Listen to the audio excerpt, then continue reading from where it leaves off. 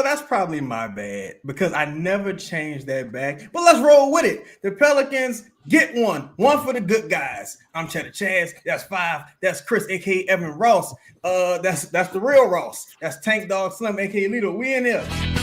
First took away. Gas for this. Get your money's worth out. Whoa, yo, we gotta shout out the good people supporting this show. You know what I'm saying? One moment. I apologize. I should have been ready. I'm a professional. This program is brought to you by Scott Vicknair Injury Lawyers. Have you been injured in any kind of accident, car, truck, 18-wheeler, hurt offshore? Scott Vicknair will handle it all. Give them a call, y'all, at 504-5004 free. Yes, free consultation. They always fight for the win. Pelicans fought hard. Unfortunately, or fortunately, they leave with an L. How you guys doing this evening? Good, bro. What's up with you? Oh, I'm hanging in there, brother. Shout out to Justin Napoli. He said, actually, happy birthday to 5. Is it actually your birthday, 5? It's not. Oh, I'm about to say, yeah, when you put actually on something, it's on the way though. Yeah. Well, no, it's technically always on the way. Right. Let's see. Like we always counting down. But how everybody doing, man? How you gentlemen doing? I know some of y'all braving some weather. Me and Chris be braving the weather where we are. How's everybody feeling this evening? Tremendous. Yeah. Always good to watch us take a loss. Okay. Right. I like that energy. Chris, what do you think? Let me look. I'm gonna finish what Ross started to say. It's fun to watch them lose the same way. First half lead, slowly fall apart the third quarter. In the fourth quarter, everything going to shit. So, man. No John Morant. Then you got Zion coming back tomorrow. I watched Charlotte tonight. I'm assuming they held LaMelo out today to play tomorrow. They held everybody. Everybody was like Mark Williams. They had like the whole fucking team. It was Mark Williams and nothing. Yeah, man. But shout out to the Pelicans. Look, they had us in the first half. I ain't gonna lie. Lito, what you think about this evening's game, man? Man, I really got no complaints, man. It was I'll say in the last 5 games or so, they've been playing entertaining basketball. I mean, I don't want to watch boring basketball. They gonna lose. We're in a tough spot because like the thing is like we want them to take the losses because of the draft status. Like it works out in their favor, hopefully, right? But you still don't want to watch bad basketball. I tweeted this though. At some point during the game, especially in crunch time, like you just want to like yell and just be like, call a play. Like fuck the free flowing offense shit and call a play. Shout out to Spectacular Insight. Go ahead, Ross. No, I was gonna ask a question. Like while we're talking about actual basketball, like can y'all ever remember a team struggling this much with just basic inbound plays? I'm not even talking about like ATO. Like I'm talking about just they made a basket. We got to get the basketball. I can't ever recall seeing this. Last year. I've seen it. This same team. Year before and the year before that. Yeah. It's crazy. You know what's so bad about it? It don't matter who inbounding the ball. They've tried everybody inbounding the ball. Old players, new players, centers, guards, good passers, bad passers. None of it works. And it doesn't matter who they're trying to inbound the ball to. It's crazy to me. This is like elementary. I don't know. It stood out so bad tonight. It was like they were just. I mean, Memphis was just giving you like token pressure after a made basket and struggle. But it's not even like inbounding for us. Like it's entry passes in general. Yeah, also man, it's terrible. You can't make them. Like it doesn't matter if you're talking about post entry, mid post. You're talking about. We can't even do it. It's crazy, dog. I had a coach tell me a long time ago, if you got to pump fake the entry pass multiple like 3 times, you get 2 entry pass fakes. After that third one, we trying something else. Or you throwing a bounce pass. Once you up here, He just you know what I mean? In a non-end of the game situation. Yeah, like, you just can't game banging. Yeah. Oh, hey man. Hey, yo, shout out to everybody in the chat. We appreciate all y'all. Please make sure y'all hit the like button. You know what I'm saying? Click the bell notification, subscribe. You know what I'm saying? Shout out to Theo's, our old reliable. We appreciate everything they do. No one runs like a dead standing mortgage. Pelicans aren't living up to the standard. But Five, what have you seen with the second half tonight? Like, because to me, it kind of just looked like Memphis was like, we're not about to do this, right? And they're like, yeah, let's stop playing around. And they got Bane and Triple J got serious. What did you see? I mean, it's really the same old Pelicans. I mean, Memphis is a way better team than the Pelicans at this point, right? Like, no one thought the Pelicans were going to win this game. I know they're on a 4-game win streak, but look at the teams that they beat. It's just not close. Desmond Bane, his ascension is something we definitely should talk about. A guy that was almost relegated to I would say he's a 2-guard, but a 2-and-D player, right? He just shooting threes, catching shoots, wasn't trying to do too much. Now he can facilitate. He had 14 assists tonight, right? Like, look at the ascension of that. Like, a guy like Ja goes down, and like last year they put the ball in his hands like, hey, we need you to be better. And they've developed him to the point where if it happened again, in which it did, he was ready to take over. Like look at that. Look at Memphis. Look at it. Look at it. Be nice, bro. We got awful organization that had a plan for something, and it's working out. But just to the point of your question, yeah, this is Willie Green's MO, right? Have a league or have a good first half, and then squander it in the second half. Like, the players weren't ready. Whatever he told them in the first half went to shits. Didn't have an adjustment for Memphis adjustments. Yeah, that's what we saw. You know what's crazy? Ja was out with the flu today, and I'm just gonna come out and say this. I'm only speaking for myself. I'm not doing this again. So, whoever patient zero is, do what you got to do. I'm just gonna say that. Do what you got to do. I'm not doing this again. I'm not doing this again. Whoever patient zero is, you find them and you do what you got to do. Shout out to Justin Napoli in the building. Shout out to Justin Napoli. I just want to join the stream. I got nothing to say. I just want to join the stream. So right on, man, right on. So let's talk about some stats here. Of course, Luke Kennard had an incredible game. Something like that only happens to the Pelicans. It only happens to the Pelicans. Well, watch when we play the Lakers, Trey Jemison get a double-double. This only could happen to the Pelicans, right? He gonna have a season worth of highlight footage from the Pelicans. Jeff White, long time listener. Wait, what's his nickname, Justin? Trey J. Trey J. Yeah, I donned him Trey J. Chaz in the group chat said Trey J, and someone was like, "Who the fuck is that?" You know why? You know what's funny? Motherfucker got an accidental nickname. I couldn't remember how to spell Jemison. I was like, yeah, let's call him Trey J. Trey J. Not like it matters. Let's call him Trey J. That shit was so random too. Yeah, like, who the fuck is that? Like, Trey J. I clicked on the picture after you said it. Like, the fuck, Jemison? You know what was crazy? Not even playing a joke. It was crazy to me that Shams like announced like his departure. I was like, wait a minute. Like, how the fuck? He got to fire your agent probably. Agent probably cold-blooded. But so let's get into some of the numbers, man. Got an efficient scoring game from Trey Murphy. Had a really quiet first half. 7-14 from the field, 1 for 4 from beyond the arc, 9 free throws tonight, went 7-9 from the free throw line, 6 rebounds, 4 assists, pretty all around solid game from Trey. We'll speak about CJ and Hawkins and Murray later. But what did you guys take away from Trey's performance tonight? If I could, yo, I tweeted this, and I've been saying this for a couple pods. He different. Okay. He different. He really believes he's the best player on the floor. Like I'm not even being like speaking in hyperbole when I say that. And the reason why I know that is his shot diet, bro, is completely different.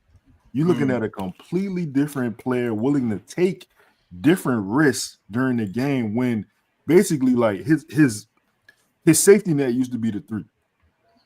Right? Like, if all else fails, I'm going to shoot this 3. It's feeling like right now, he feeling like his game is limitless. I'm seeing different drives, different setup on drives. I'm seeing confident left hand finishes, things that you have really not seen from him. And the most impressive part for me, he's not really over dribbling. Jab, jab, setup, step, jab, cross, 3 dribbles. I'm in and out. I'm done. Like I done did. That's a little crazy. That was a little crazy. I was cooking. He was cooking. He was cooking, so like it's a little okay. I did the work. Three dribbles. I did the work, and I'm getting to my spot. And the thing on the floor with him is like he feeling like every spot on the floor is his now. Shout out to Dyson. He uploaded some footage from Memphis with Trey doing some pregame dribble work. Again, man, Trey continues to improve his strength and his handle. You're talking about a guy 1 or 2 steps he at the rim. So all you got to do is get by the first defender. He can rise above almost anyone in the paint in the league right now. So 5, what did you think of Trey's performance tonight? Yeah, man. I would love to get more 3-point attempts up, but I'm not upset about it, right? Like I think he's trying to figure out what's the good balance for him, right? Like we would like to see 7 to 10 threes from Trey, but getting those attempts at the free throw line, he's 90-something%. Like that's almost guaranteed money for him, right? Like, okay, I know what I can do. I know I can get this. Let me try to figure this out as I kind of progress through the season. If I can continue to get to the rack, those threes will always be there, right? Like those attempts will always be there. Let me learn how to get to the line. That way I can have a well-balanced diet further on as he continues to go. I like what I see from Trey. But to Toledo's point, he has that confidence. Like we've all been there, bro. You ever walked into a club where you felt like you had that shit on? Anything in there that you want, you could get. Yeah. That's Trey right now. I definitely, yeah. Anything I put my, I can get that if I want it. Yeah. Seemingly,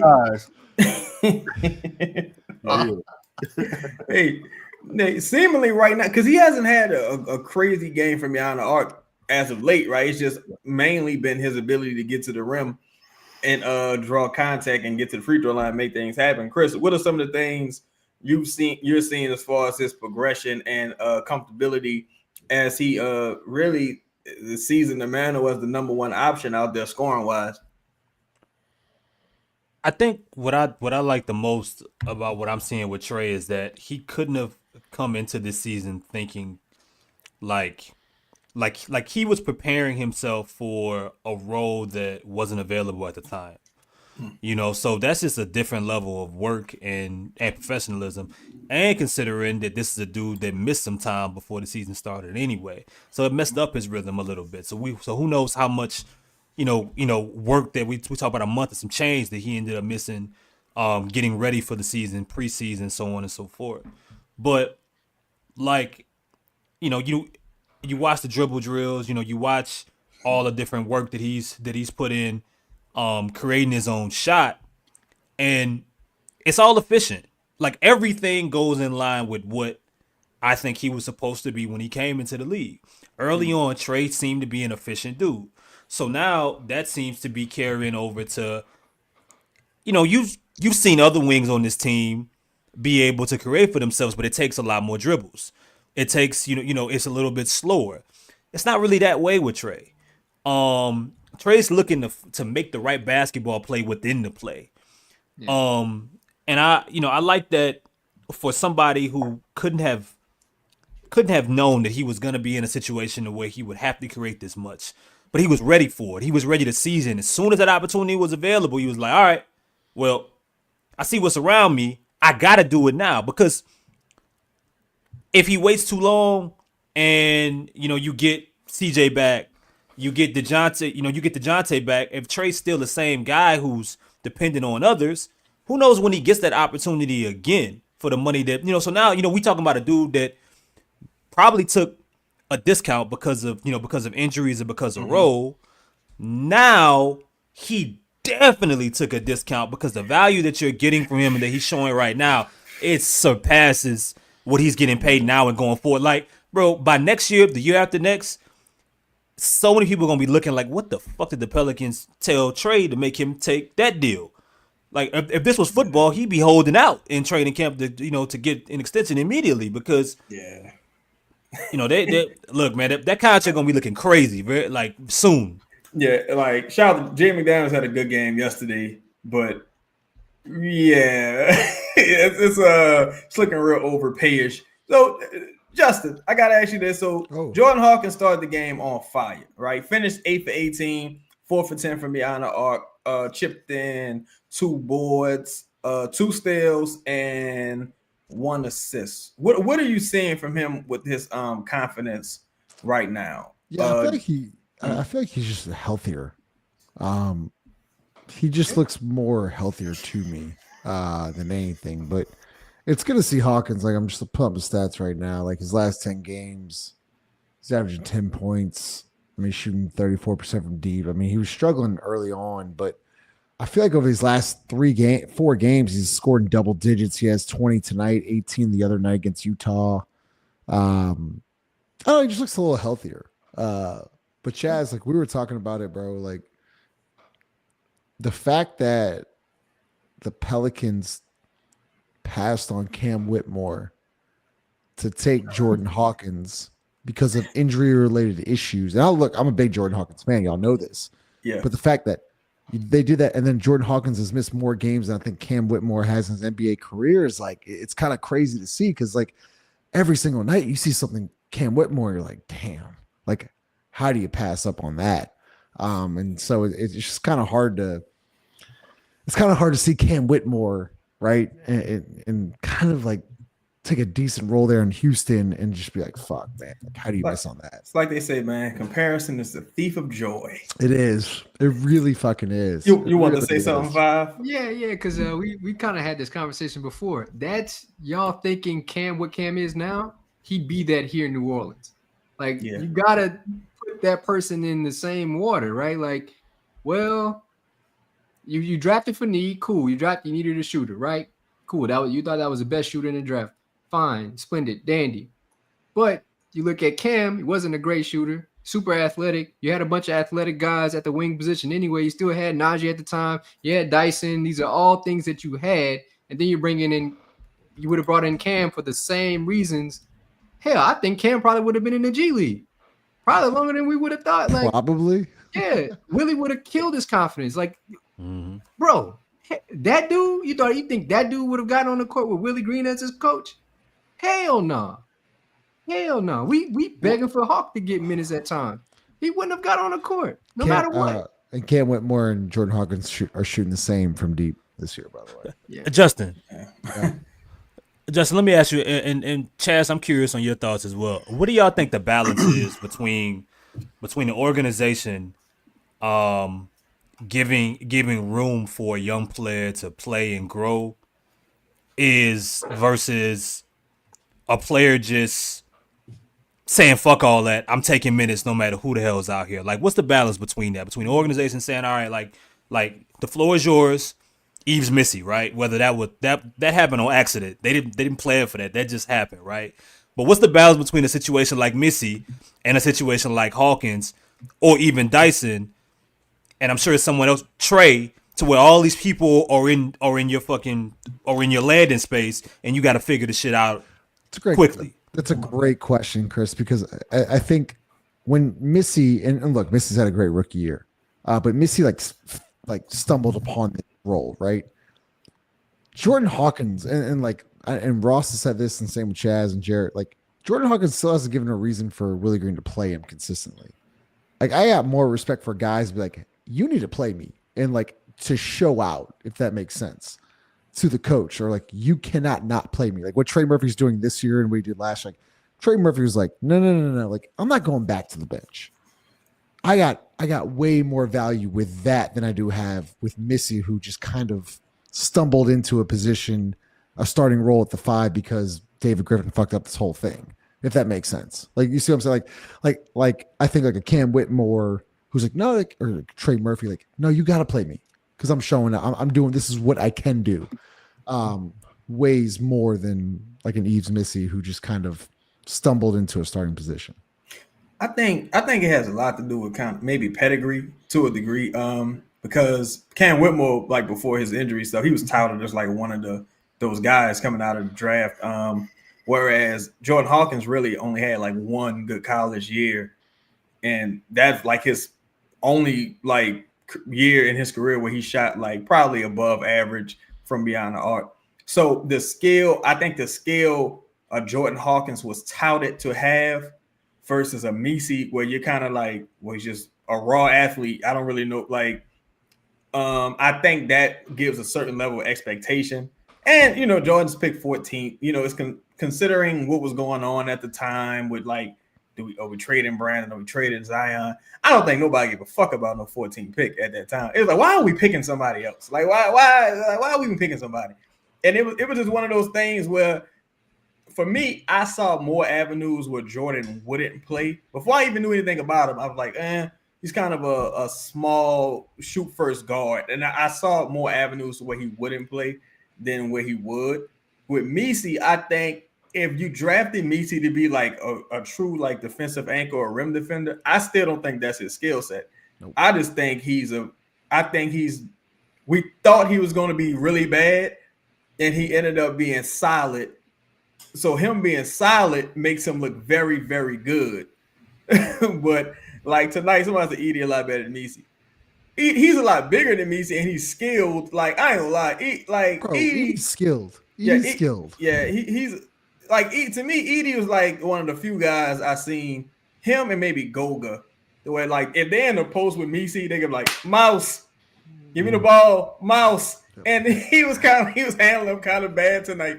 Yeah, Messi got a nice dunk on him, but he was handling him kind of bad tonight. Like that corner three Edie took looked good. I didn't realize he's shooting almost 40%. It's not like a crazy volume, but like he shot one above the break too. The fact that he can shoot, the fact that top of the key, the fact that he can shoot into that motherfucker too. Yeah, crazy. Yeah, you guys out of his mind. I got a question for y'all. My bad, Ross. Ross, go ahead. No. Ross is thinking it's a shame. I struggle with that. I don't want to keep going back and forth. I just struggle with the Hawkins thing because like it's there, and it was just a little bit true with the Dyson thing too, and it's the same with Cam. Like he has played, like he didn't. Sometimes we like trick ourselves into this notion of like he's not. Like the dude played he played like 20 minutes a night in 70 games last year. Like he played. He did not play. He wasn't in the he just isn't, he just hasn't played good. You know what I'm saying? Like I don't know. There's not like you can only make so many excuses. And there's times where you see a skill that might look like something, but there's not a lot of repetition to it. And so you've got to give me a reason. Like Cam Whitmore sort of, like, look at what he did. He only probably played in 40 games. I think he played in around half the games, right? But he showed some NBA level skills with some consistency. Showed that he can play downhill. He showed that he's an NBA, like part of it is he's an NBA like ready body too. 6'7", 6'8", 230, whatever. Like that's a grown man in there. So he's already got that part of it, and he's got a level of physicality to his game like Hawkins will never have. That can keep you in the lineup. And you can bring something to the court every night if your first couple threes don't go down. And Hawkins still, I think, has the same issue. Like those couple first threes don't go down, it ain't gonna be he ain't got to be out there. Period. Point blank. Period. You just hate him. You just hate him. I don't hate him. I don't hate him because you see in a game like tonight where he does make his first shot or two, and it's a perfect game for him, right? Memphis plays super high pace. They probably they take 100 shots on us tonight. I bet we didn't take what did we take 80? They took 101. We took 83. They took 101. There you go. Felt like they had. How do you expect to win that game? Like, you can't expect to win that game. You don't. And it felt like they had about 20 more possessions. Like watching the game, it felt like shots. Well, and bro, it wasn't. And the crazy thing is, it's not even. Wait. It's not even silly turnover. Like they're just playing at such a faster pace, whatever. But this was a good game for him. They played a fast pace. That's the type of it's mostly spread, and he hit his first couple of shots. So it's not that he can't play. He's just got to become more consistent, and he's got to do that within the minutes he's being given, which is I think enough. Like he just has to play better. Yo, this is crazy, right? The Pelicans took 32 free throws to Memphis's 8 free throws.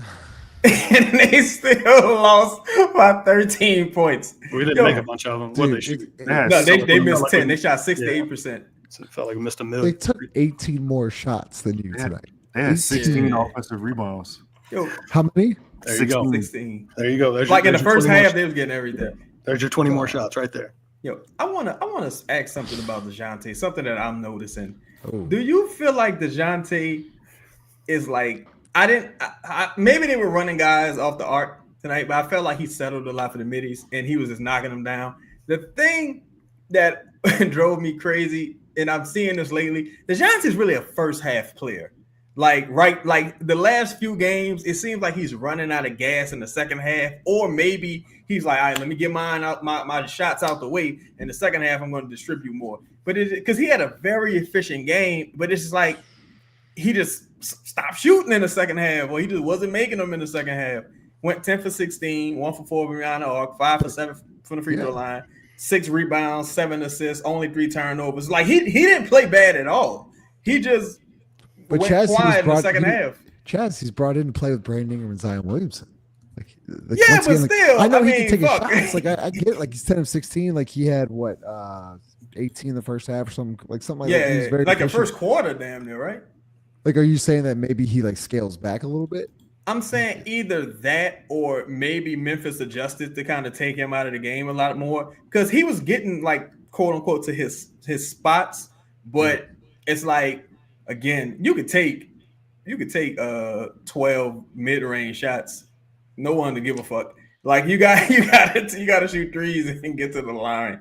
But overall, I didn't think he played bad. I just think in the second half, they did a better job neutralizing him in the past few games. Chris, you wanted to say something? Yeah, I mean, I think that goes back to Fab's point often about the situation that the players are in with the coach, right? Mm-hmm. If you're talking about teams and good teams, smart teams making adjustments in the second half, Boston, Memphis, or even if it's not them making adjustments, it's them being more intense on the defensive side of the ball, or just playing smarter basketball. Like you said, Chaz, that Memphis just said, all right, just cut this shit out. It's time to do what we do and put this game away.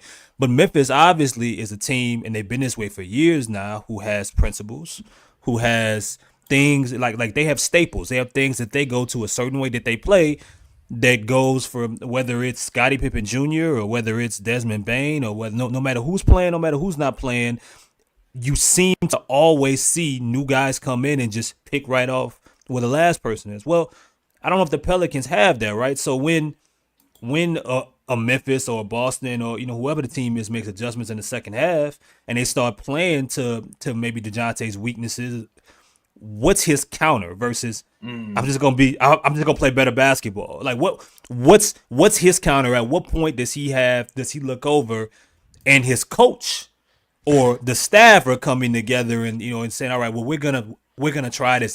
Here's our counter for their adjustment. For all the talk that if we believe that Willie Green is a below average coach, I would say that has to play a role in any of the players that we're talking about, or any of the second half meltdowns that we're talking about, or a team that has consistently also been bad in the clutch. It just seems like all that shit goes well together. Yeah, it's a great point. I'm going to speak on Chris's point after these messages. Shout out to Blue Jay with the 2750. Say, at the end of the day, bad teams find a way to lose. Shaking my damn head. Thanks, Griff. Well, not always. Pelicans just beat the Jazz, but maybe the Jazz was the bad team that found a way to lose. Let's hear about it.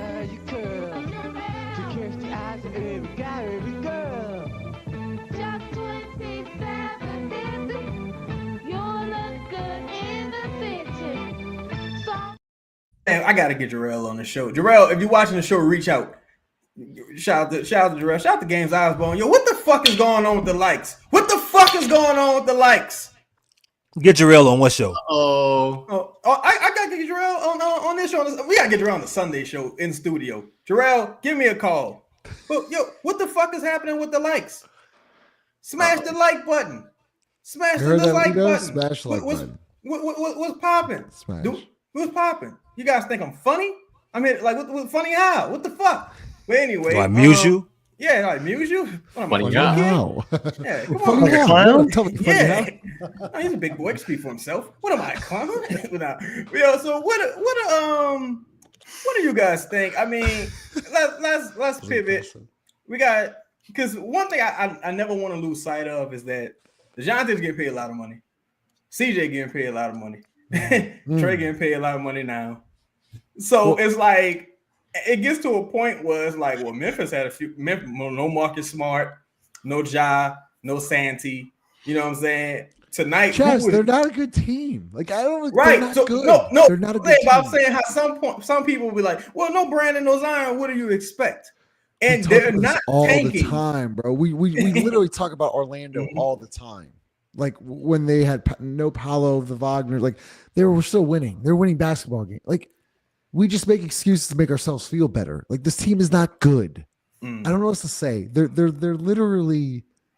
I mean, their record is 12 and 30, 33. They're 12 and 33. Damn, Zion never plays. They really should be like 10 and Brandon 35. never plays. Like I just 12 is too many. this is out of control. way too Like many. they're just not good. They're not a good team. December 33rd is December 33rd. All right, let's talk about CJ a little bit, because CJ was another dude. Look, we gotta trade CJ because CJ just he a little too productive for my liking. Surprisingly, he only took 7 shots. I mean, I'm sorry, he only took 11 shots. 6 for 11 from the field, 3 for 5 from beyond the arc, 7 for 11 from beyond the arc. You got to step up that efficiency, CJ. That's not cool. 22 points, 4 assists, 1 board. Even chipped in a block. So, dog, it's we moving on from CJ. Like when is this gonna happen? Because CJ kind of just the thing that frustrates me a little bit is I don't like people being productive who not part of the future. Because now you fucking up my money. Like just it was like when you had your chance to stick around, and CJ has been, he's been CJ this whole time, but still, it's like now that you're not a part of the future no more, we kind of got to move on from you before things get out of hand. So what are you guys making of CJ's performance, and will they be showing CJ the exit door anytime soon, Lito? Wait, Chaz, before I answer the question, I want to ask you this. Me, Five, and Chris did a show the other day about CJ. And the question was if CJ said, I'm willing to accept a lower number to stay here for another 2 years, do you resign CJ? No, because you still getting the 30 next year, brother. Like if it was like football and I could like convert your money to a bonus and bring you down to 15 million or something like that, let's do it, CJ. But the fact that you still making 30 next year, nah. Maybe you're a free agent and then you come back and we'll talk about it later. But nah, I couldn't do it. I couldn't do it, CJ. Not for the 30 big round. To answer your question, I think that a smart organization would be in talks to move CJ, probably preferably where he would like to go, just because of the goodwill that he spread to your franchise. I fear that we are not talking about an organization like that here, and that I think that they have CJ in their long-term plans. Like they kind of operate like he is the future, and something is he's a pillar of the organization, man. Like I mean, he's one of the leaders. Like, do we still have that DeMario Davis video? I'm sure Lala got rid of it. Not the one. The press conference. Yeah. Yeah. Why can't that be CJ? Why can't that be CJ? So look, it's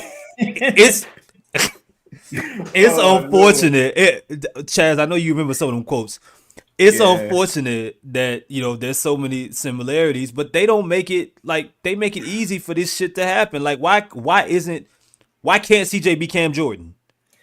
Like why can't that be the case to where Cam finishes a year with 3 sacks and no one cares? Like it just I think it's basically just because of the cap, right?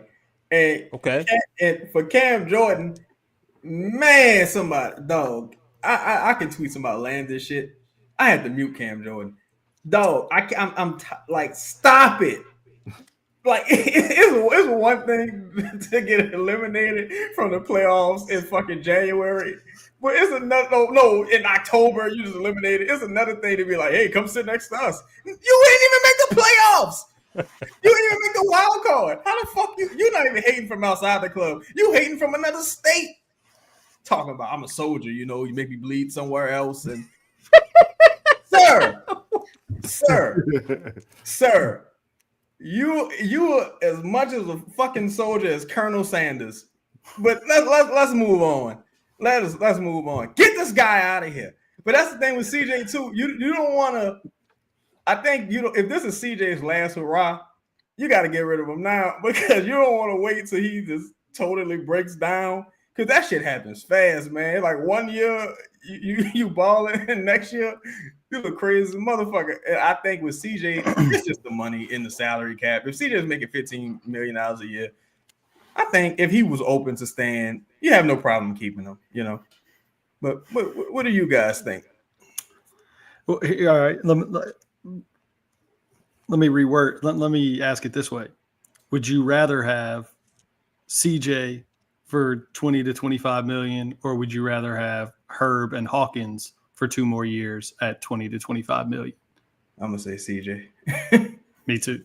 So my answer to that question would be yes, I would. If CJ would be willing to come back at that same kind of price range that Hawkins and Herb are already locked into for those extra 2 years, I could make that swap. But that would mean that you need to be looking to move Herb and Hawkins now, which they're not. Nobody's going to want Hawkins. Herb is hurt, so you don't think nobody want Hawkins?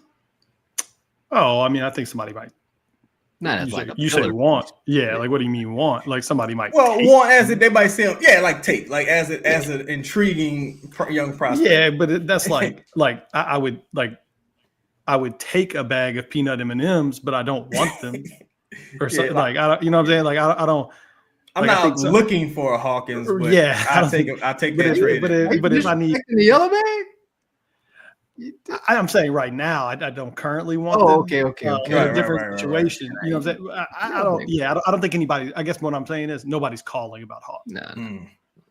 See, the thing with Hawkins too, and I'll pass it to Chris. The thing with Hawkins too that's crazy is that it's like, see, if you were shooting like 36, 37%, we could lie and say, yo, this motherfucker be lighting it up. Yeah. Like for a team like the Kings that need shooting, we spoke about the Magic. Like teams that need shooting, they can say, "Yo, we need a guy like this." Now watch you go to one of them teams and start shooting 43% every year. Maybe, but hey, you gotta take that risk. That's not. Yeah. But so 5, what do you think about like the proposition of keeping CJ at this point? Do you think like, yo, he just gotta go? Yeah, I said on the pod, if he's willing, to dial back that number a little bit, meet somewhere where it's comfortable for both parties. Yeah, you would love to keep CJ a number of years. Let's say 2 more years post this, so that typically 3. But I think to your point, where the $30 million for next year really puts you in a difficult spot. You have to have some foresight, right? You have to understand, like, okay, what does this team actually look like next year? What are we trying to do? But you'd have to have a plan prior to, the trade deadline to do that. You've already had to have these conversations with CJ prior to.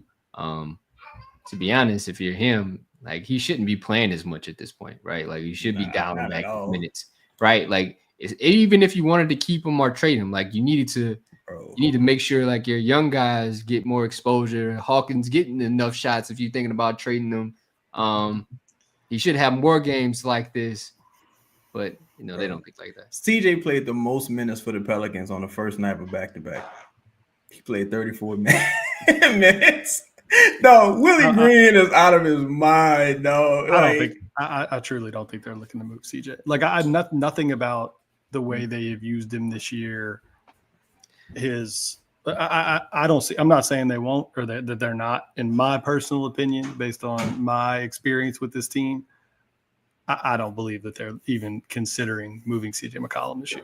That's just my opinion. No, Ross, I think you're right, bro. Because a lot of things where, like, Griff will make a move, Willie will do the exact opposite of what that move would entail. Right.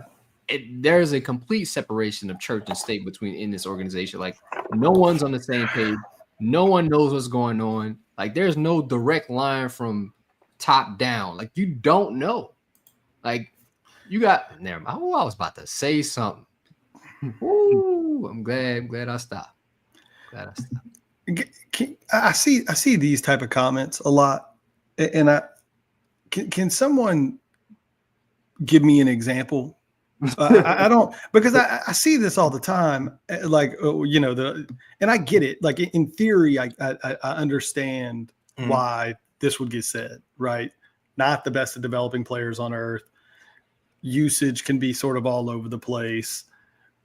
Willie's sort of a dunce out there, like but I don't really have anything to support this. Like when has a player gone somewhere else and been used in a better way? Jackson Hayes sucked here, he sucks in LA. Nikhil Alexander Walker wasn't good here, took him a stop in Utah where he wasn't all that great, and he's turned into like a solid 18-minute role player that averages 8 points a game. I wouldn't throw him into some category of like, look what he turned into. All right, cool. There's a million Nikhil's out there. Like Dyson Daniels.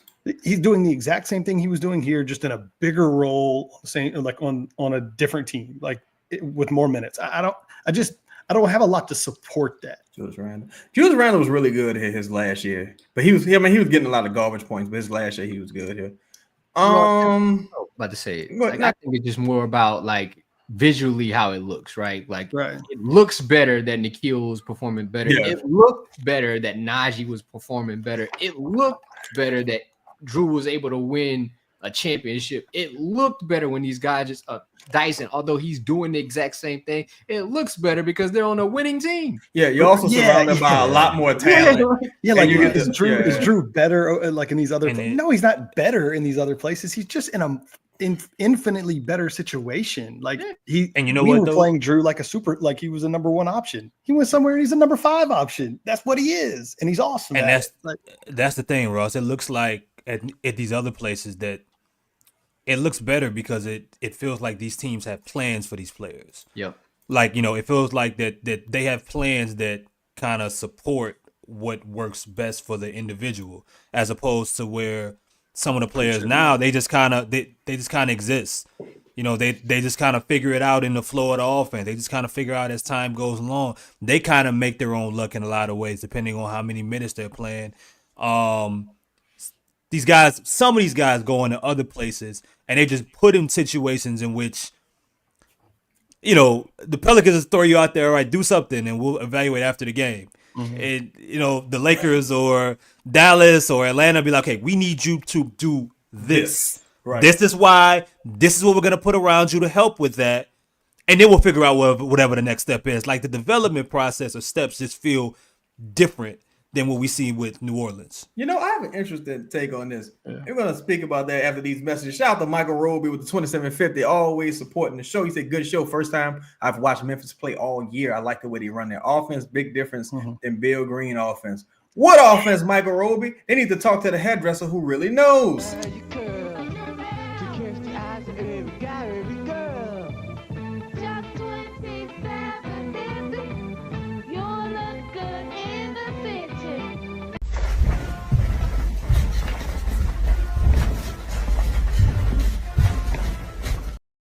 I've come to the conclusion that it's not necessary. Now, personally, I feel like Drew Brees failed. I say Drew Brees. God forgive me. I feel like Drew Holiday failed the Pelicans. I don't feel like the Pelicans failed Drew Holiday. Go look at Drew Holiday. Drew Holiday was here 7 seasons. Go look at Drew Holiday games played and his numbers. Drew Holiday is one of the most inefficient motherfuckers ever. I recently just went and looked this up. I couldn't believe it because I remember Drew Holiday being kind of good. Like the first few years, it was bad. But either way, truthfully, I really just think. Go ahead. No, quick question: Is Buddy selling a relaxer? No, he's a hairdresser. Yeah, it's a 24-hour. I guarantee you that ain't the only thing he's selling. I guarantee you that's he's different story. not selling it. He's just on it. I looked in a relaxer in a box. Was $27.50, and I was he probably should have branched off into that. I'm not sure if he did or didn't, but according to him, and according to him and people who know him, I did a little research. He said it was only a salon. It was totally legit. But that's what, I don't know. It was a 24-hour salon. It was open. 8 to midnight, 8 a.m. to midnight. God damn. And Chad, I think you said you wanted to get him on the show. Yeah, I gotta get him on the show. I thought he was dead. Nah, Jarrell, he in Vegas now. I really looked this up. Jarrell is in Vegas now. Last I heard, he's still doing his thing. Shout out to Jarrell, man. You about to take this pod to another level. Jarrell is one of our biggest supporters and sponsors on this show. But you know what I'll say, man? Truthfully, I think it's just David Griffin and Willie Green more than the Pelicans themselves, because all of the problems that happened under Willie Green's tenure. You know, personally, it wasn't much, but I seen the best Kyra I saw under Stan Van Gundy. Again, it wasn't much. It's like, and some guys, maybe they were just flash in the pan guys in college. You brought them over, and they just fizzled out like a Kyra, like a Nikhil. Truthfully, if you told me, man, Nikhil is the dude that walk in the gym with all the gear on and the fucking Jordans and all that shit and can't play at all. And he played like that for his first couple years here. If he wasn't Shai Gilgeous-Alexander's cousin, I think everyone's expectations for him would have been a little lower. If he was just like Nikhil Jackson, we'd have been like, second round. But, he Canadian. He's Shai's cousin. So you're like, oh, maybe it's in the blood. Maybe it's in the blood. Jackson Hayes, motherfucker, played basketball like 2 years or something. Like, super athlete, no real skill, no real talent. And all these things happen under the David Griffin, Willie Green tenure, where guys just came here and just totally underwhelmed, with the exception of people who had real transferable skills, like a Trey Murphy, like even a Hawkins to a lesser degree. But like Najee, like people who's had real transferable skills and talent versus other guys who probably just gonna, fizzle out more or less. But then again, I don't know. Shout out to Brennan Abry. I'm sorry if I said your name wrong. Real talk, my dudes. Your NC lawyer fans courtside tomorrow behind the Pels bench in a red flock around Boot Crew shirt. Appreciate you, big dog, representing. Don't get put out. They'll put you out for shit like that. But hey, you're a lawyer. Let them try it. You'll be ready.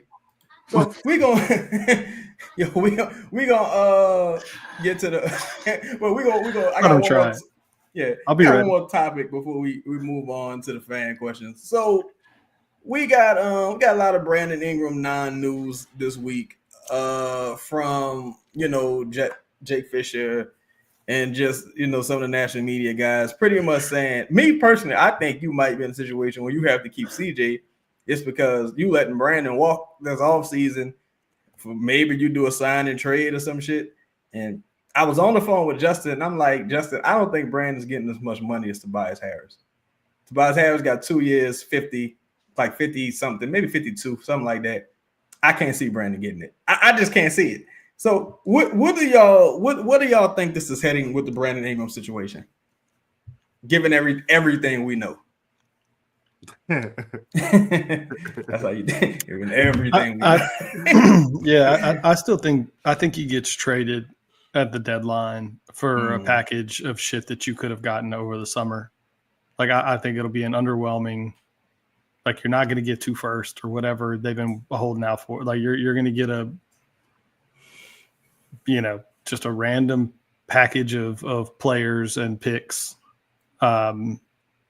Nothing picks, super players and picks. You think? I mean, not like a first rounder. Oh, okay. I'm saying you might get some second rounders and maybe a young player you're interested in and a veteran or something. Like I don't know. That's the best way I can describe it. You're going to trade him at the All-Star break for shit you could have really gotten over the summer and put this all to bed. Okay. 5. Nah, man. I think you're going – be honest, you're going to let him walk like Ronald, bro. You're going to – I don't – maybe you can try to put together a sign and trade that benefits somebody, maybe. but it's not looking too hot given everything that we know. There's that phrase again. That's about to be that. Yeah, that's about to be the new slogan. Given everything that we know. You know, I think all parties. I think Brandon, Griff, staff. I think there's a other team that wants like. There's so many variables that have like appeared in this. It's too fluctuating at this point. Nah, man. I think Brandon walks. Man, I would love to know how Clutch feels about their investment. Lito, what do you think happens ultimately? I mean, given everything we know, I think I think I mean, for real, I'm with 5. It's looking like you about to get nothing out of the deal, and it's too late, really, with his value. And I mean, he seems like he's in control of the situation now. Like it's nothing you can do at this point. And again, given everything we know, I think you just gotta understand what's about to happen. Chris? I don't fucking know, man. I listen. I know we keep saying everything we know. I don't know shit. I don't know who's interested. I don't know, like what his market is, and like I think everything about typically how NBA, well, just sports typically goes. Like the market sets the value, right? Specifically for somebody that's not old, right? Someone who's 28 years old, still a productive player who can contribute in multiple ways. But what the league is telling you right now is that he's not the most attractive asset. So how does that translate well to free agency? Doesn't sound like it to me. And on the other side of it is that let's say I did think the Pelicans had a suitor. Let's say they had one for sure team that I knew was linked. Let's say they had what Jimmy and Phoenix are for each other. Mm-hmm. What about the Pelicans over the past few years in the David Griffin era tells me that they're going to make the right decision and the right call, that they're not going to be greedy, that they're not going to wait, that they're not going to Lonzo ball it and say, all right, well, we'll revisit this during the summer, and take less and do a sign and trade. Like, so it's so many bad situations involved in regards to Brandon not being on the floor right now, what it feels like his worth is around the league, the fucking second apron, and the team that's making the call on top of that haven't shown the foresight or just the lack of taking an L and being okay with that shit and just moving forward. You know what? If I'm the Pelicans, we're about to hear from one of our sponsors here. If I'm the Pelicans, I go on, given everything we know, I go on the offensive at a certain point and just say, yo, this dude's a fucking problem. And like, if I couldn't trade him, I'm like, you know what? You're not gonna make any money. This all like, because now you gotta fight dirty because he fucking over you now. So now you gotta fight dirty with him. I was thinking about it. This feels a little bit, and I'm not comparing these two players at all, but this feels a little bit like that Carmelo Anthony, like the end of Carmelo Anthony's career when it was like pretty good player in New York, and then that deal was up, and it was all of a sudden it was like, damn. Everybody looking around, like nobody wanted, and then he lands in OKC on like a 1 year, $20 million or something like that, and then after that was a wrap. That was it. With the Rockets, I think Atlanta or the Rockets or somebody gave him. I think he got one more little like a 1 year thing. That was it. He went from averaging 25 or whatever a night in New York to a year and a half later, done. Nobody wanted anything to do with you. You don't like. This is what it feels like. It feels like he's going to get to unrestricted free agency, and him and Clutch going to be looking at each other like Nerlens Noel. But see, y'all. But here's my question though. Like, I don't want to say this would. Y'all would have to find me because Melo was old, right? So you would have to find me somebody that's close to Brandon's age that doesn't have like he has injury history, but not. We're not talking about bad knees, bad feet kind of a situation. Mm-hmm. So I can't find a situation or a player that I can think of that truthfully fits the Brandon the Brandon profile. And then on top of that, what I keep wondering is it that teams don't want to pay Brandon at all, right? They don't want to commit to him long term, or is it that they just don't want to pay him what he's asking for, which is clearly over like a raise over what he's been, over 35 mil. That's what I don't know. Is it now? If you're telling me that they don't want to, I don't believe that no one wants to commit to him at all. I don't believe that. Yeah. But I do believe that there are teams that are saying, no, we don't think you're worth 40 mil. We don't think you're worth what you're being paid right now. We want to give you exactly what you're being paid. Something like that. That would be my question. Go ahead, Kyle. Before we try to answer that question, but Chris, you were saying something that kind of made me think about a time when I was in the clubs a lot, right? I was a promoter at one point, right? And I would, go to the club early, make sure stuff was straight, and I get back out and go home, get fresh, and come back. I probably get there around like 11:30, 12, right when it gets popping, right? Dapping people up, hugging women, cool. There's one instance where this girl, she was really attractive, right? But it's like 12:30, well, 12:15, 12:30. And she telling me like, let's get out of here. And I'm like, I just got here. Like Right. you in your mind, like this is the for show, like And I'm like, okay, I'm gonna double back around. Double back around to me was me going around talking to other women, and then I mess around. It's 1:30, right? It's 1:30. Come to find out, she done left. And now I got in my hand, and I'm like, oh well, my show gone, and I done fucked around, and I could have been out of here. Right. See, this is the kind of situation that we talking about. Yes. You could have been had your bread. You could have been. This all could have happened, but you decided to double down. Now you standing around, and if you're looking at the Pelicans, they're standing around. You have no more options. Options walked out the door. So now you gotta figure it out on your own. Hey, that's what happens when you gamble on yourself, man. Shout out to DraftKings. It's the most wonderful time of the year for getting in hoops, football, and hockey action at DraftKings Sportsbook. In the season of giving, we're being gifted college football and college basketball, pro football and pro basketball, and add pro hockey too, almost 24/7. And here's a gift for all new customers. Bet $5 to get $150 in bonus bets if your bet wins. Download the DraftKings Sportsbook app and use code BOOT.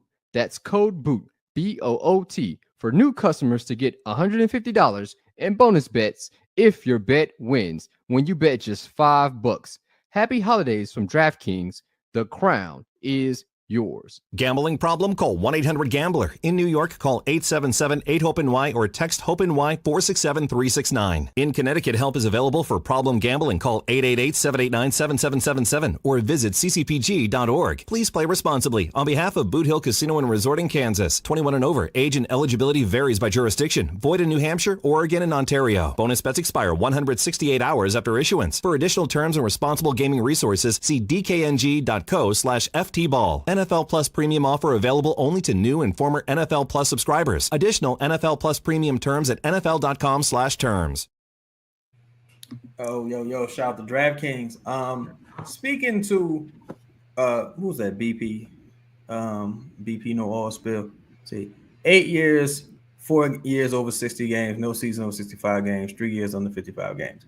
That's where his comparison to Tobias Harris really highlights, because Tobias Harris is older, but Tobias Harris plays like 70 games a year. Melo in New York Yeah. playing 75, 77 games. That's what I'm saying. I think teams might actually look at how often he's been injured and say, man, dude might actually be 32. Like, physically, how much is left? I think, and I was speaking to Justin about this earlier, when there's canvas in the league, there's two teams that can offer Brandon like near max salary, or even like what he's making now. It's two teams. One being the Wizards, who probably would have no interest, and the other being the Nets, who probably, we're looking for like a real star. So you kind of in a spot where you need the Pelicans now. Given everything we know, I don't believe Brandon and his representation being clutch is on the same page right now, right? Hey, we'll see. So Clutch probably bought a lemon, and it wouldn't be the first lemon Clutch bought, because if you remember the Nerlens Noel deal, they're like, nah, Nerlens, don't worry about that money. We can get you more money over here. Then it dried up, and there was no more money, and Nerlens Noel's not in the league anymore. And he also tried to sue Clutch. I don't think that's going nowhere. But I'm like, well, Brandon, any team looking for you at this point will be signing you to be the third option, second or third option. Ain't a lot of teams left. So now you need the Pelicans. And you probably looking at about $25 million, 25 million, on the high end. And it's like, if I'm the Pelicans, I'm like, man, fuck you. Because now I'm not even like, what's the point of me? What could I even get for $25 million? Whereas at least I could have got some tradable salary, some picks, et cetera, et cetera. So he needs the Pelicans right now. And it's like, bro, you haven't even had your representation put out anything like, well, I'm willing to take less money. I'm willing to, do like he like just totally. This dude's crazy. Not killing himself to come back and play. That's for damn sure. Yeah, he's given what we've heard. Given what we heard. But so we're gonna get to the fan questions. Shout out to Lala Agmanelli. Okay, he said Jose Abignale, pardon me. She says Jose and DM Dejounte Murray do not need to be on the floor together at the same time. Say that about a lot of people with Jose, right? This is CJ, Hawkins. Might even be able to say that about Jose himself. Shit. I thought Jose was getting to a point though where he was about to heat up tonight. Though he had a couple $3. Shit. There you go. But it's a very tradable contract, Shout out to Jose though, man, doing this thing. We got somebody say, please get Jerry. Oh, this fool cannot shoot. Jerry hit a 3 tonight, Trey. What do y'all think about Jerry, man? It seemed like Jerry was on fire. They cooled him down after that Warriors game on purpose. And they cooled him down. He was balling. Jerry was balling. Yeah, bro, he was balling. He got one of the prettiest jumpers, on the team. He had probably put the work in, and then you cool him off. What you expect? What you expect, man? That dude's shoe mechanics is so textbook, son. It's crazy. That shot do not. I'd be expecting this motherfucker to make it every time he shoot, though, just because I know he's not in the future. Like plans. I need someone on one of my stat people. I need one of you four people to explain to me why on earth we would feel the need to cool off JRE. Hey, man. He was playing too well, bro. You were playing too good. We were losing by. Hey, he was playing so good that we were losing by 25 every game. Let him cook, dog. So you can trade him. It's funny, dog. People was like, Brandon was playing with G Leaguers, dog. JR in that Warriors game, that Trey was balling. JRE looked like fucking prime Larry Johnson in this game. I'm like, who is this guy? This dude Jerry was fucking balling. That's like one of his best games ever. That's the game he made like a couple reverse layups. Yeah. He got every offensive rebound, dog. I couldn't believe this shit. Shout out to Jeff Whitey. He said Carlo would have dominated Edie tonight. I can see it. Yeah, I can see absolutely. it. See what? Nah, I'm fucking around. Ain't no way in the world.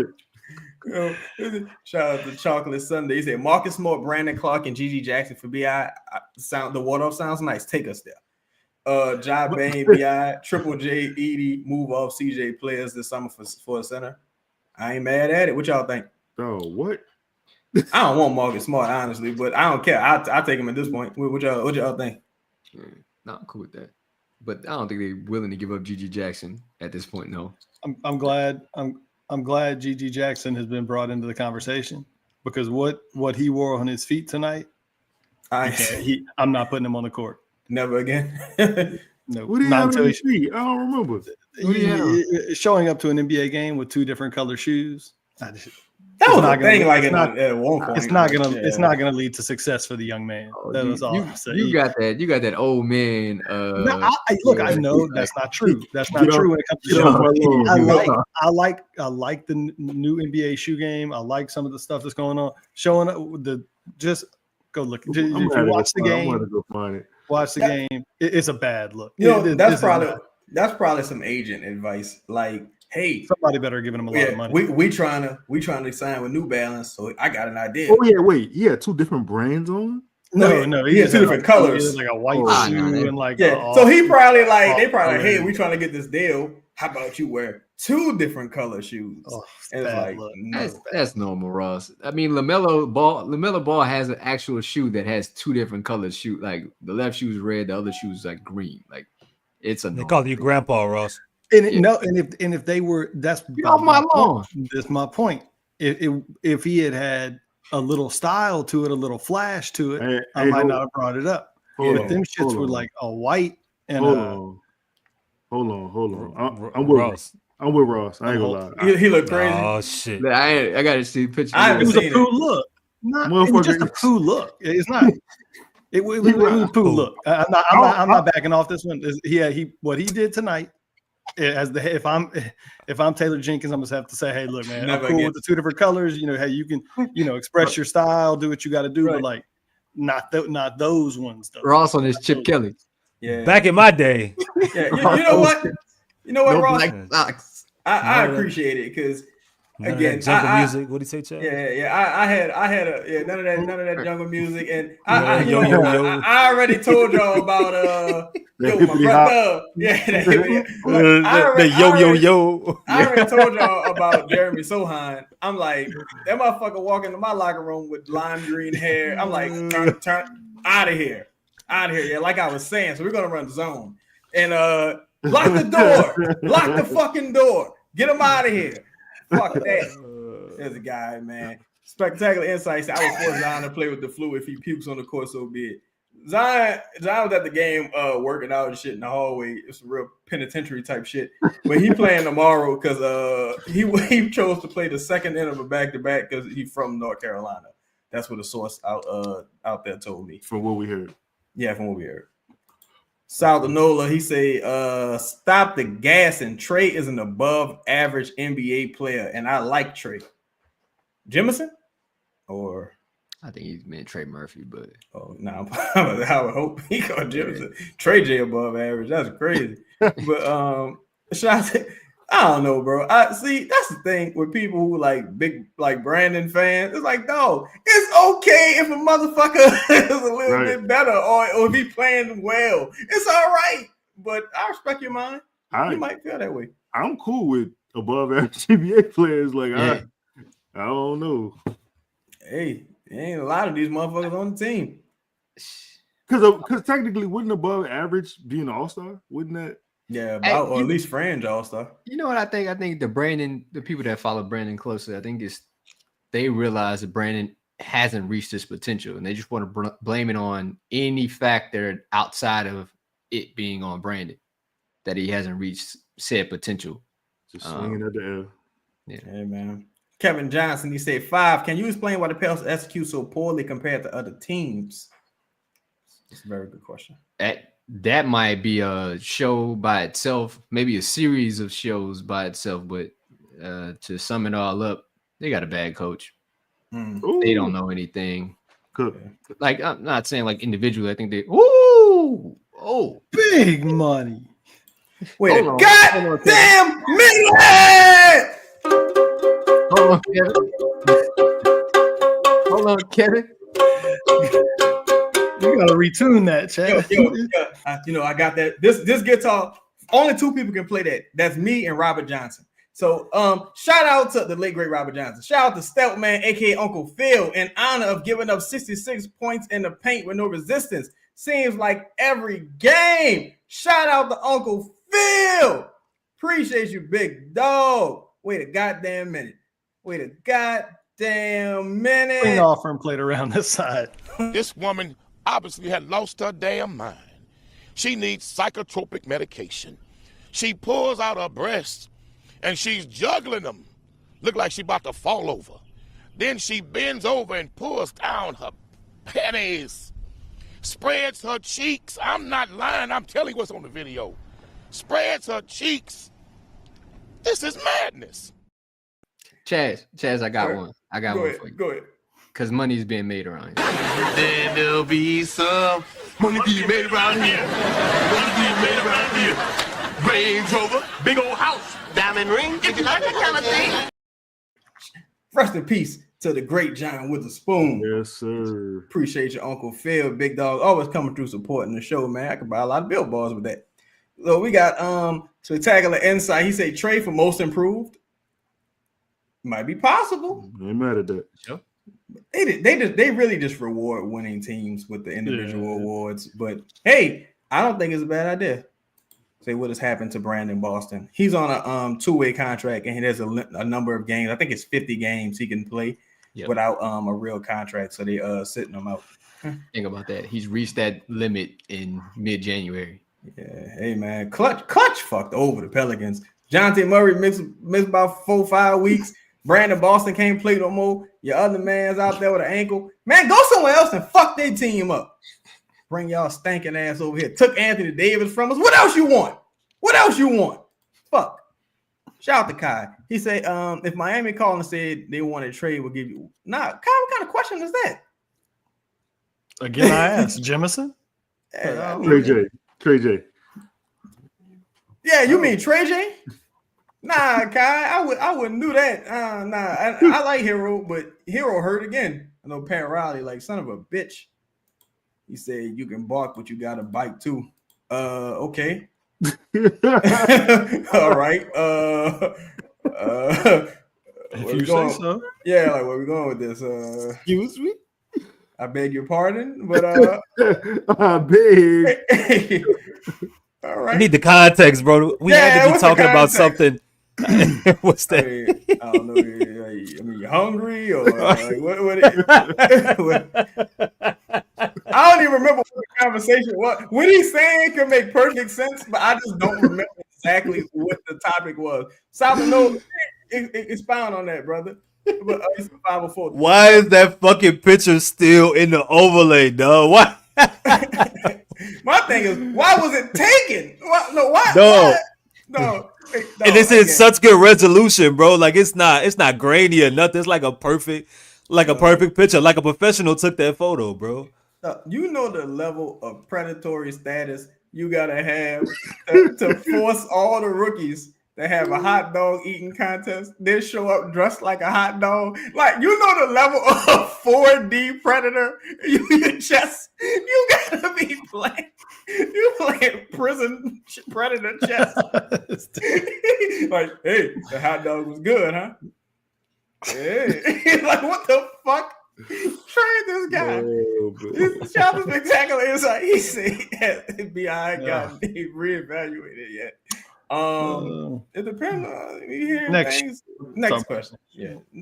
The way things are going, we'll be talking about it soon. But no, it's been 8 weeks. We haven't heard anything. Not a thing. No, Chocolate Sunday back in the joint.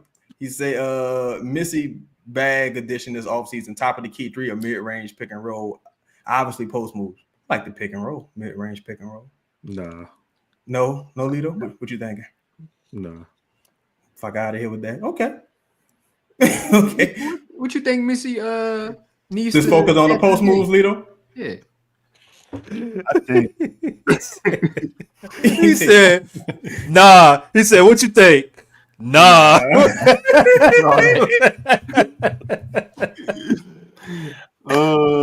I can't co-sign that, big brother, but I ain't mad at you for what you do. I ain't mad at you for nothing you do.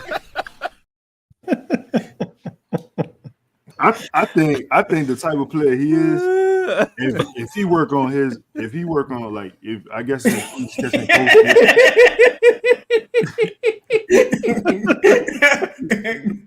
Go ahead. Sorry. The type of player he is, if he get the basketball mid post or whatever, I'd rather see him work on his face up game. Got a quick first step. You finish over damn near anybody. He went around Edie at least once in kind of a mid post over there on the left side. Just straight around him for a dunk at one point. I think I agree. He does have a quick first step. Yeah, but I wouldn't hate to see him because I don't think his shot to me. I mean, his free throw form. Let me say that. I don't think it looks horrible. How about like a nice 7 foot, 8 foot floater? No, Chris. That's there. Yeah. Nah. I mean that works. I mean anything that involves him catching the basketball quickly, and transitioning towards. So like I don't need Missy taking multiple dribbles. I don't need him facing up. I don't need any type of ISO looks. I don't need him taking dribble. No, I don't need back to the basket. I need him to catch the basketball between 5 to 8 feet and being able to make a quick, decisive move. That's it. Whatever that requires. Clean catch, quick move, bucket. Don't think about it too much. Go ahead, Five. Yeah. I'd agree with the floater, but if I'm a coach around Yves, like I'm getting a bucket full of tennis balls, and I am throwing them at his feet in the air, like you're gonna learn how to catch at all costs, because he doesn't understand, like if it's not perfect, he's just not catching that shit. You got to be able to catch the passes that aren't perfect. Shout out to D Grub. He say, just go for what you know. Block shots, rebound, protect the paint, catch the ball. In that order. Yeah. He fucked over Jose tonight. On the alley? Yeah, Jose was trying to give him a wraparound pass, and he like that bitch. Yeah, he gotta learn NBA space, man. And some of that basketball space. He's still like, I'm learning that he had way more just natural ability and skills than maybe I expected coming in. Now is where some of just the things you learn by playing just basketball in that position, being at the the last line of defense, he has to pick up on. And some of that shit is just spatial awareness. And I think you see that on both sides of the floor, kind of him still trying to figure out what that looks like, either thinking too long or being a step too late or overshooting a position. With time, I mean, you hope that will come, but hopefully playing with good basketball players will also help. I think also got to gain some weight too, because that Southwest Division, man, it's like Gafford just having career games out here, like it's crazy. T5 the Great say Brandon been practicing, I believe. She believe, okay. What we heard, yeah, been a shoot around, doing his thing. Brandon always practiced though, in some capacity. Say, where was B.I., Herb, and Zion in this game? Players play whenever they feel like it. Well, Herb's out for the season. I don't think he, fucking around. Brandon, from what we heard, that's another story. And Zion, he's playing tomorrow. Should have played both these games, honestly, though. Yeah. Yeah. Yeah, that wasn't me who pulled that question up. Chung. No. Chung, No. That's a suspension, Chung. Yeah, You got it. Chung, you got to get suspended. Like you could have just erased it. You got to get suspended, Chung. That's a timeout. Dog. God damn it, Chung. That was moving on. Delete all the comments.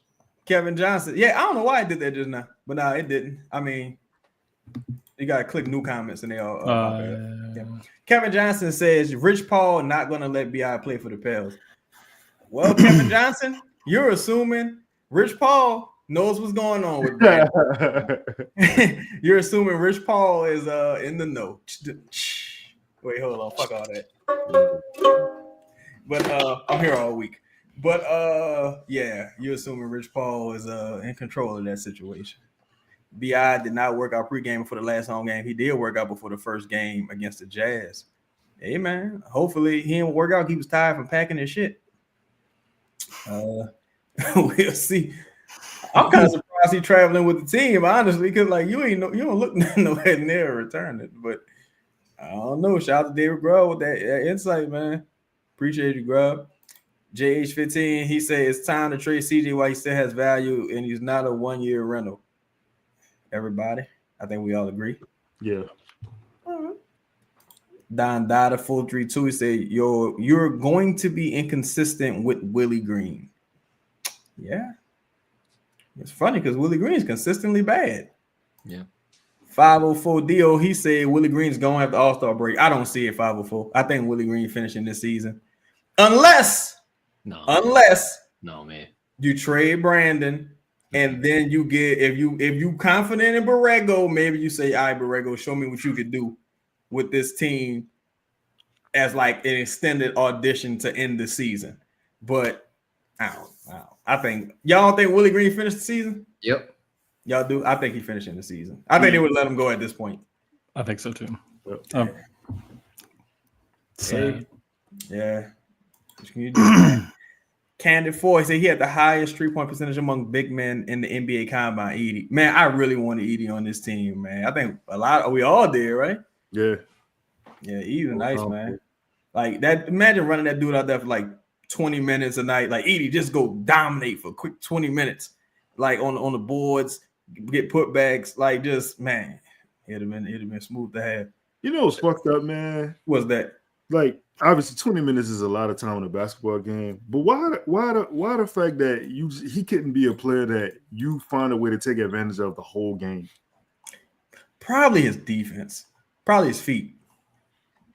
Like I watched Klingon tonight. Klingon got incredible rim like protecting instinct. Like this man, he fucked over Mark Williams a couple times, but he's so slow that if you get him in a pick and roll, it's kind of gonna kill him. But if you at the rim, if he there, you ain't scoring. Yeah, Edie got sand feet, man. Yeah. So let's keep it pushing. He said if Edie learns to shoot a little bit, he gonna be a problem for a long time. Yeah, we spoke about that earlier. That's facts. Shout out to, hold on, wait a second. Oh, go ahead. Wait, hold on. I was with him until the very end of that. I'll be like, Yao? Is that because of the Asian connection spectacular insight? Because that's a hell of a person. Yao was bringing the ball up the court and crossing over, doing all kind of shit. He got to be talking about like about a Chinese emperor or something. He can't be talking about. He said that shit so casually too, bro. Just go ahead and just end that statement with it, bro. Like be like Yao Ming.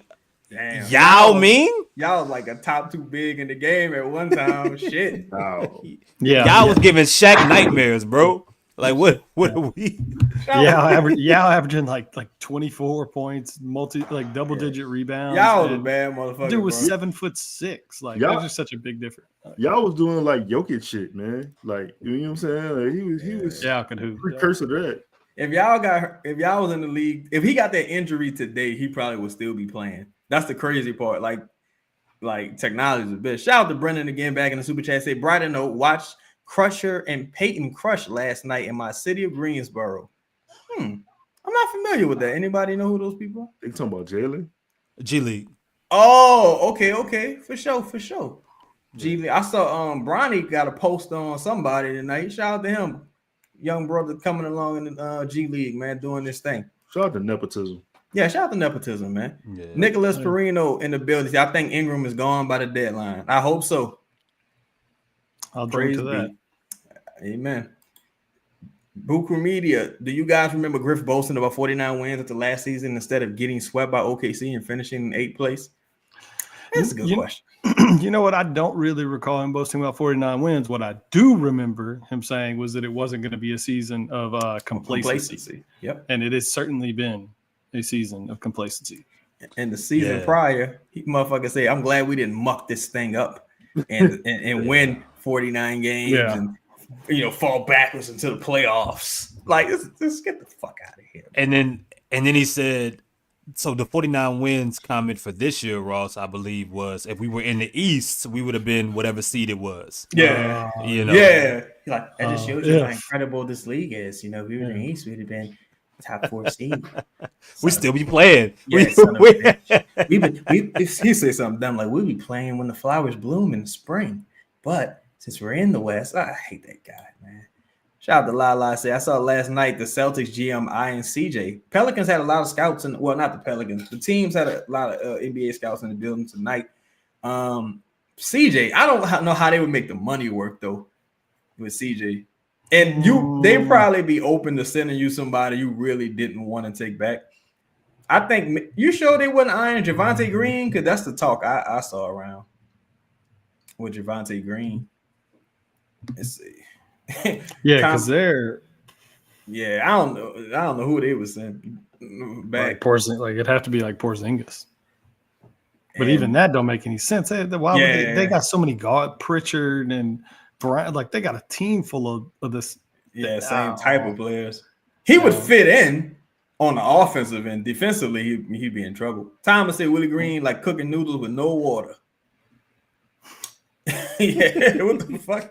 Shout out to Poverty, man. Shout out to Poverty. You gotta crunch them bitches up. Yeah, crunch them up, put the seasoning in the bag. Shake the bag up. Yeah, and Dennis, he said, do you even let David Griffin make the trade? Yeah, because I don't think that's like a team changing trade. At this point, fuck it.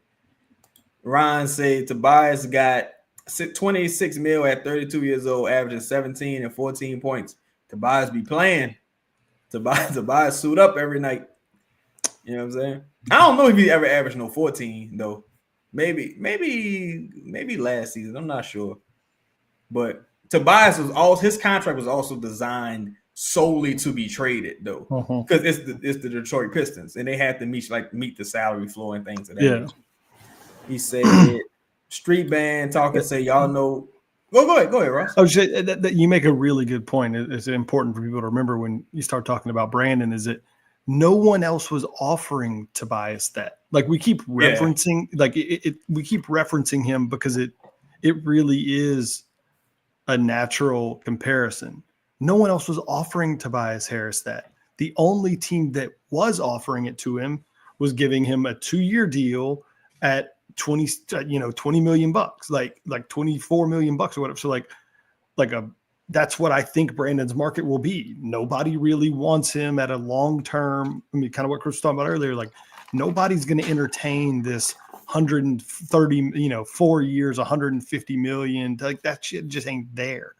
Right. So it's going to have to be a team that's almost in the similar position of like, yeah, we'll take Brandon and make this contract work where we can trade him if we need to. Like that's what it is. Makes sense. Says say y'all boys no be outside re-sign with the Pel on the max deal. Nah, they literally can't afford to do it. Like that's really like the issue. South knows they've stopped. Brandon got more points, rebounds, assists, blocks, 3-point percentage, free throws, and playoff experience in his team with Zion. I like Zion. Don't add me. Okay. That's what's up. I don't really know. All right. For sure. Word. Young Prospect said, what the fuck is psychotropic medication? Hey, never want to find out. Been wondering the same thing. Shout out to 504 Deal. Say, y'all killing it with the clips. Appreciate you, big dog. Got Lucas Eli. He said, Griff could have gotten Cat, but here we are dealing with thighs. All right.